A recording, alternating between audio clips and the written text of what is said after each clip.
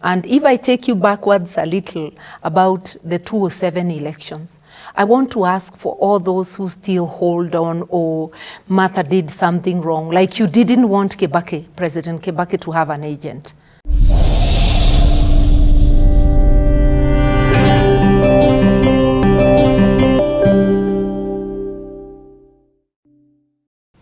Martha, part 8, take 1. I hope you're enjoying this as much as we're enjoying this in here. Let me say this in advance. So don't even put it in the comments, why didn't you ask her this and why didn't you ask her that? Because there's so much, 66 years of such a rich heritage, such a rich, well-lived life.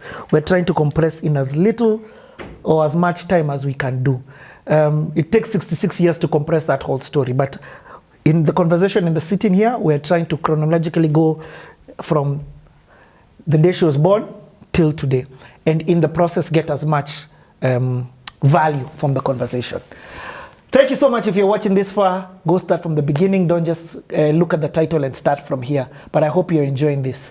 There's a very different light with which I see Martha. And Martha, every time I come here, I'm going to start by saying thank you. Thank you so much for what it is that you have done for this country. Thank you so much for what you've done for the different generations, and still, because you're still breathing, living, energetic, jovial, and full of life. Thank you for what you continue to do and what it is that you're going to do. There's something that I want to, that you told me off camera that I want you to say it again here. Yeah. And you said that the walkouts on Moi had an impact. Yes, after the walkout in Kerugoya, which I'm calling the second walkout, yes, which was televised, which was dramatic, which was covered, well covered. Moi from Kerugoya Stadium proceeded to Meru. Without prompting, he invited Kiraito and Mwiraria to speak. From Meru, he went to Western Kenya, where he allowed Wafula Wamunyinyi to talk. So my walkout forced the recognition of the opposition and show of respect in public function. So it was not in vain. Yeah. Okay. Let's go into a difficult history, a difficult time in the history of this country. Yeah. And that's the next elections from 2002, the ones for 2007. 2007. Maybe before we go there, we could briefly stop at the failed referendum. Oh, yes. I said the seeds of discord affected the referendum. And we went to the referendum, one government but two sides. Yep. The North side was led by Raila Odinga and the Orange Democratic Movement. That's why they got the orange as their symbol. And the Yes camp was led by the Kibaki ministers. Kiraito was the Minister of Justice, but I believed I campaigned for that defeated constitution even more than him as Minister of Water, but we were all supporting it. Yeah. So after the referendum, I said that Kibaki dissolved cabinet. When he dissolved cabinet, he formed the new cabinet in December 2005. After a month or 6 weeks, I can't remember. And what was his basis on this new cabinet? What was he looking for? I do not know. That only him can answer. But I know why he dissolved the cabinet. He dissolved the cabinet because he needed a cabinet that has harmony. Because he had a cabinet that was like split down the middle. Yeah. So instead of sacking the ministers who opposed the referendum, the constitution, he dissolved cabinet and then didn't pick them. And in their place, he picked ministers from other parties. Yeah, he picked the likes of Nyachai, his friend Jenga Karume, who was from Uhuru's KANU. He didn't have to consult KANU because the constitution said, but as a matter of courtesy, he could have, but Uhuru was part of the no team. Yes. So he didn't consult him. He appointed Karume. So the cabinet was a government of national unity to support his government to finish the term because a sizable chunk has gone. Yeah. Yeah, so. Were you I'm trying to understand from the emotional perspective. Yeah. You've been let go. Do you catch feelings? Do you hold it like you're human as well? No, I think what he did was practical, but I took a moment to reflect why he has given me the Ministry of Justice when it's in a complete mess, and why he didn't give me it in the first place. He's plucking me from water where I'm doing well and where I have unfinished reform business. Anyway, I thought to myself, somebody has to do it, let that somebody be me. And I got on with the job. I think even you should have, he should have put you there first, but I'm sure he had his reasons. I can't speak as a president because I've never been one. Again, I'm trying to not just talk juju, I'm trying to talk like the layman. Like I'm asking questions that I know people are thinking because I'm thinking them. Are you guys friends in the background? Do you come on stage here and fight and then behind? Friends with like who now? Like for example, Raila was in the no camp. No, that time we were not speaking. There was tension. We were not speaking. So sometimes relations are soured until you don't speak. Even when we negotiated for the National Accord in 2007, I could not even bring myself to shake the hands of William Ruto. It is Kofi Annan who had to organize that relations flow and people greet each other. And there were times when we went to Parliament in 93, after the 92 elections, when the relations broke with the KANU side, that opposition would boo if a KANU person is talking, and if an opposition person is talking, KANU would boo. And childish things. Tension that brings even childish behavior.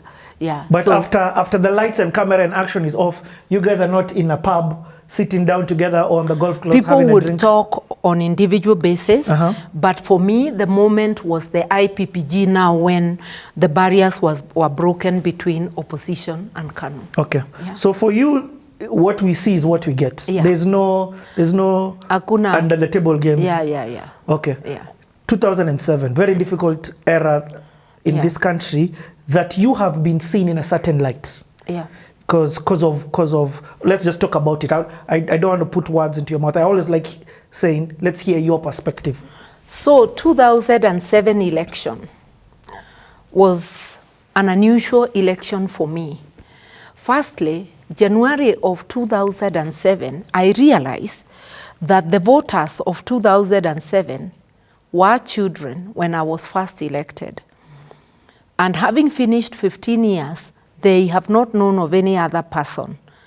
So if they are told by somebody she has stayed too long, it's enough a reason to remove me.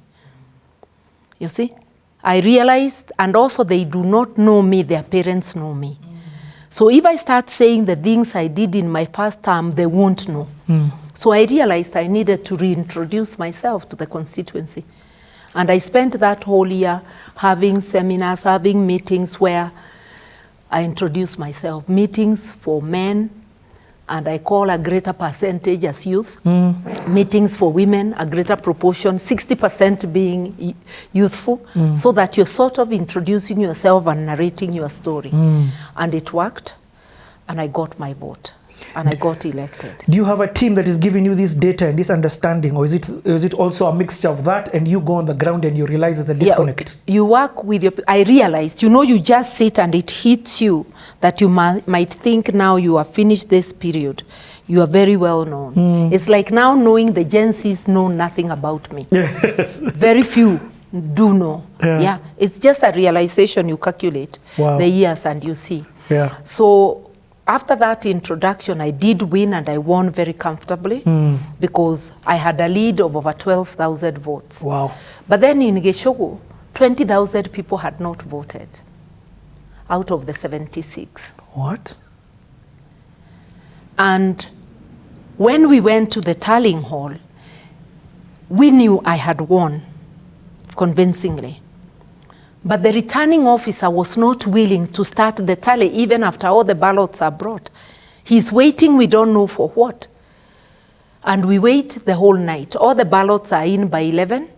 My opponents are nowhere to be seen because they already know they have lost. I'm alone with my supporters. He keeps us up to the next day, midday.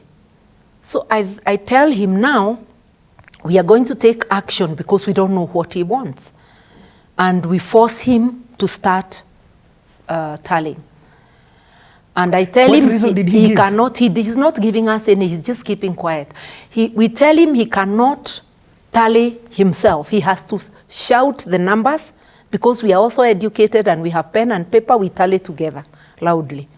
So we tallied, and of course I had won, and he gave me the certificate by 4. And I told him he has to give by 3, I think, and I told him he has to finish for my councillors. I can't leave because they can still live in your councillors. Yeah. So we finished the tally, and I left. Later on, I realized, had I left, because Mutaura called me, he was the head of public service, telling me to urgently come to Nairobi. And I told him I would not come to Nairobi without my certificate. And I realized later, had I left, my own team could have scored a goal against me. Wow. Because if those people who didn't vote, they manipulated and even took just 15,000, they could erase my victory and I look like I'm trailing with 3,000 and give my opponent the rest to be ahead of me with 3,000. So the fact that I waited and was given my certificate saved me. I had not slept for 2 nights. So given my certificate on 28th, I refused to come to Nairobi. I did a lap of honor, went home and slept. So 29th, I drive to Nairobi in the morning, and I go to my house, drop some relatives, and then I go to KICC. No, I go to State House, where I find some ministers. You know, we have not, cabinet has still not been solved, so ministers are still ministers. You're no longer a member of parliament, but you're still a minister holding over. I found them sitting there and asked them what they are waiting for, why they have not gone to KICC. So I saw the president, and then I went to KICC. We followed each other with Uhuru and Kemunya. They told me we first enter Intercon. We entered Intercon, where they told me that they will find me at KICC, I'd be going. They never came until the following day. So at KICC, I find George Nyamoya. So we are the only 2 people for President Kibaki. As an elected official and as a minister, I had more voice, so I'm the only one seen talking. And even Kevoito is asking me, are you alone for Azimio? Because not for Azimio, for PNU. Because in the hall, it was filled with ODM. It actually looked like the Orange House. I even told a certain police officer that this is not Orange House, when they were trying to obstruct me from entering. You know? So we defended Kibaki's vote because as an agent, when they are telling you do nothing, they announce and you hear. And they say what has come in from where. So a dispute arose. And the ODM people, led by Orengo, were insisting on a partial retally. I insisted on a full retally. 210 constituencies. They had been increased now to 210, which was accepted eventually. And that's how we spent the night at KICC to retally. What? In the course of retally, we discovered that Chepalungu, then Isaac Ruto was the MP, they have credited Raila with 377 votes, which is more than the population of Chepalungu at that time. They said it was an error, and they brought something else handwritten showing 37,000 votes. So 3 had been added in front of the 37, and they promised they'll remove that from the tally. Then there's a constituency, Kaspul Kabondo, if I'm not wrong, which had voted, 115% had voted.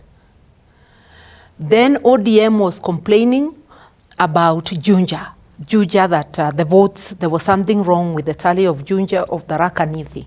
You know, everybody remembers the opposite parties' complaints. So they were complaining of those 2. Later, when there were election petition of William Kabogo against George Thuo, William Kabogo won on recount, and we had to go to the polls again. He was an Kenya candidate, and he won his seat. So I know there was ballot inflation, as Kriegler says, on both Yes. sides. And that's what makes me know that had I left Gichugu, maybe something would have happened to my ballots, because I had some people within government who were fighting me. Yeah, so that's, there's more to that election than that. Yes. So at KICC now, when I come as Kibaki's agent, Orengo is my equivalent, is Raila's agent. And we are all depending on the Electoral Commission. Headed by, what's his name again? Kivito. Yes. ODM was insisting that in 2002, Kibaki was announced winner before a full tally, which is true. A few constituencies of some places in Wajir and Mandera had not been counted. But even if all the votes had been put in for Uhuru, they would not have made a difference. Yep. You can announce if the votes remaining cannot make a difference. Yes. But ODM is insisting that Raila be declared winner because he has a 1 million lead. Yet the votes of Mount Kenya, with 2 million expected votes, have not come in. You see? I get it. So when the votes finally came in, Kibaki was in the lead. And when he is finally announced winner, all hell and breaks he is loose. sworn in, hell broke loose. He was sworn in at 5 o'clock. Nothing wrong with that. The Constitution didn't give timelines, and Kibaki's mandate was going to end at midnight on the 30th. It was therefore imperative that whoever wins president be sworn in, because otherwise there will be a vacuum. Yeah, so he was sworn in. But do you think from the optic perspective, what that meant for the public? I think the public that have issue with the swearing in is the opposite side, because Kibaki's supporters were happy. And the country was split in two. Even parliament was hung. Yes. It was a close election. That's what Kibaki you're saying. and Raila were neck to neck. Yes. 200,000 votes. Wow. And as per Kriegler, there was so much mess on both sides that he said you couldn't tell a winner. Yeah. But obviously the Raila supporters' narrative is that Martha helped Kibaki to rig in 2007. Did you? How would I help him to rig by being an agent? And how was Orengo not helping Raila to rig as an agent? That is doublespeak. I'm proud of being able to stand for Kibaki. And I was standing for my vote too. I had voted for him. Yep. I was there to listen and to defend, like to say you cannot announce a winner when we are waiting for 2 million votes. And eventually we overcame that. But I want to admit that we now know by hindsight that both sides exaggerated. And if you look at the results of the election petitions filed, you will see nullification on both sides. And if you read Kriegler report, you will see exaggerations on both sides. And since then, we have not been able to clean up our elections. Even when the 2010 Constitution came, 2013 was another botched election. But I didn't complain because I said my ball was no longer in play. I got very few votes as a presidential candidate. So whether my votes were manipulated or not, I was not anywhere close to a winner. Your percentage didn't really... Yeah, so I didn't bother to complain. But 2017, my vote was stolen. And to know that it was stolen, who would steal my electronic evidence in Kirinyaga? It's only my opponent. If you won, why would your people steal the evidence? Let me come back and ask a difficult question. Yeah. Given all things constant for 2008, did Raila win? I don't think he didn't. Given the no rigging, was he then the one who took the seat? Because a lot of people do believe. By the way, he didn't. There was an American group, a Professor Throop, who audited, and he wrote that in his audit, barring the exaggeration on both sides, and exaggeration is where there is 90%, you take 80 because 90 is not possible. Doing all that, he still believes Kibaki was ahead by 150,000 votes. I actually believe President Kibaki won, but I also believe there was complete violation of the voting code and the laws on both sides. Yeah. And I believe that had I left Gichugu because I had enemies within PNU, Yes. I would have been rigged out. Yeah. Okay. Yeah. The more important question, Yeah. can we have an election without rigging? Yes, we can. And one of the things we can do is to be faithful to our country. You as the voting clerk, you as the presiding officer, which country do you live in? Do you enjoy when there are problems in the country? Why don't you do your job right and you're being paid by the taxpayers? And that is the same question to that doctor who will take medicine to a private clinic or use government hours for which he's being paid to do a private work. It goes to that lawyer who will exaggerate for writing a single letter and take millions from the people through the county or the national government. It goes to every professional. Which country do you live in? What country do you want for your children and grandchildren? Yeah. If we took responsibility, the way the Gen Z have taken responsibility for their country to the extent of giving their life, their health, and their everything, that's how to make a country. Those countries we love to visit in Europe and elsewhere were built by people like you and me. We too can do it. Let's stand up for Kenya.